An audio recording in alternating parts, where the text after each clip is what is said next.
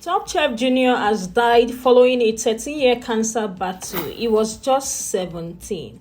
The production company behind Top Chef Jr. confirmed the news on Wednesday on their Instagram account, where they wrote and said, "We are devastated after hearing about the loss of our Top Chef Jr. alum Fuller Goldsmith." The social media post read alongside snap from Goldsmith culinary competition.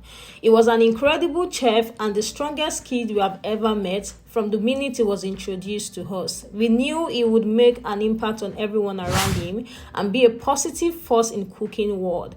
To his family, we give all love as they mourn the loss of someone truly special." Remember, he made a post on February that he had a brain tumor, which he captioned and said, "Unfortunately, the news regarding the tumor was not what I was hoping." He captioned a social media post on February 19. "The same leukemia is back. The plan is to start proton radiation at UAB as soon as I can. Hopefully, within the next 2 weeks, I will have 12 days of radiation and then more chemo to make sure it's gone once and for all. Round 5, I am ready." That was his post on his Instagram account back in February. So sad to hear that he has gone. May his perfect soul rest in peace.